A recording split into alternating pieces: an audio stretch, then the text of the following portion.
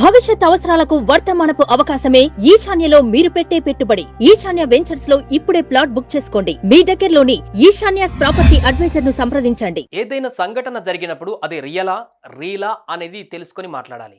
అలా కాకుండా ఏది పడితే అది అడ్డదిడ్డంగా మాట్లాడకూడదు. నేనసలు మందు కూడా తాగను. అలాంటిది నాపై ఈ విధమైన కామెంట్స్ చేస్తారా? ఇంకా మీరు సీనియర్ జర్నలిస్ట్ అంట. ఎలా అయ్యారో నాకు కూడా అర్థం కావడం లేదు. మీరు కాబట్టి బతికిపోయారు, లేకుంటేనా అంటూ నటి రోహిణి ఓ సీనియర్ జర్నలిస్టుకు మాస్ వార్నింగ్ ఇచ్చారు. ఇంతకు రోహిణి వార్నింగ్ ఎందుకు ఇచ్చింది, ఎవరికిచ్చింది, దీని వెనకాల అసలేం జరిగిందనే కథ మీ డౌట్ అయితే ఈ స్టోరీ చూడండి.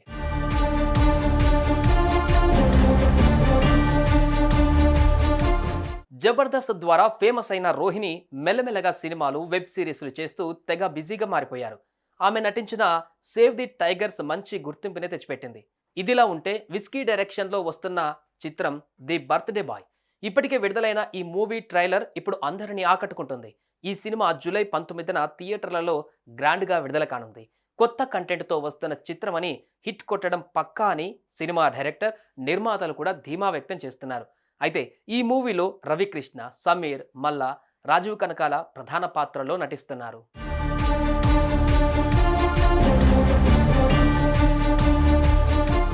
ఇదిలా ఉంటే ఈ మూవీలో నటించకపోయినా కంటెంట్ బాగుందని ప్రమోషన్లో పాల్గొన్నానని నటి రోహిణి తెలిపారు.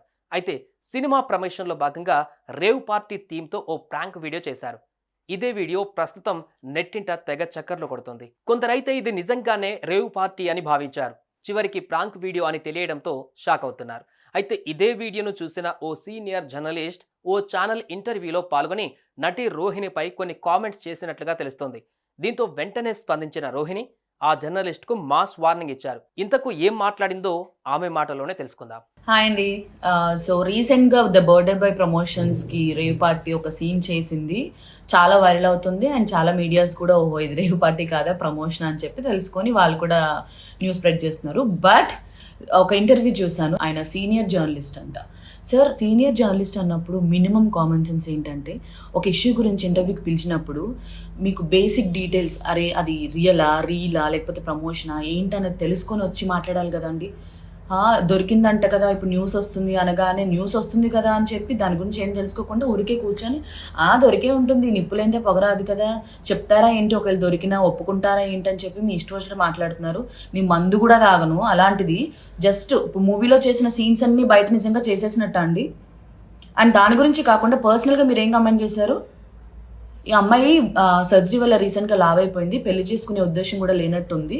లావుగా ఉన్నాను కదా, నన్ను ఎవడు పెళ్లి చేసుకుంటానని ఫీల్ అవుతుంది ఏమంటే, లావుగా అంటే పెళ్ళిళ్ళు అవ్వండి, చేసుకోకూడదా? జర్నలిస్టులు అంటేనే నిజాలు ఏంటనేది చెప్పేవాళ్ళు, ఏం తెలుసుకోకుండా వచ్చి ఊరికే కూర్చునే వాళ్ళు కాదండి. మీరు సీనియర్ జర్నలిస్ట్ ఎలా అయ్యారో కూడా నాకు అర్థం కావట్లేదు. బట్ ఎనీవేస్, మీకేం వర్క్ లేకపోతే ఖాళీగా ఉన్నారు అనుకోండి, ఇంట్లో కూర్చొని రెస్ట్ తీసుకోండి హ్యాపీగా. బట్ ఇట్లా ఏం తెలుసుకోకుండా ఊరికే వచ్చి ఏదో ఒకటి మాట్లాడకండి. మీరు సీనియర్ కాబట్టి నేను ఇంకా ఇంత రెస్పెక్ట్ఫుల్గా మాట్లాడుతున్నాను. బట్ ఈ ప్లేస్లో వేరే వాళ్ళు ఎవరైనా ఉండుంటే చెప్పు తీసుకొట్టేదాన్ని. చూసారుగా నటి రోహిణి ఎలా ఆగ్రహంతో ఊగిపోయారో. నిజానికి ఎవరైనా సరే ఇతరుల పర్సనల్ విషయాలపై కామెంట్ చేసే హక్కు ఎవరికి లేదు. కానీ కొందరు మాత్రం వాస్తవాలు ఏంటనేది తెలుసుకోకుండా ఏది పడితే అది మాట్లాడేస్తుంటారు. ఇది ముమ్మాటికి తప్పనే చెప్పాలి. కాదని ఇష్టం వచ్చినట్లు మాట్లాడితే ఇదిగో ఇలా ఉంటుంది మరి. సుమన్ టీవీలో మీ పర్సనల్ అండ్ బిజినెస్ ప్రమోషన్స్ కోసం కింది నెంబర్కి కాంటాక్ట్ చేయండి.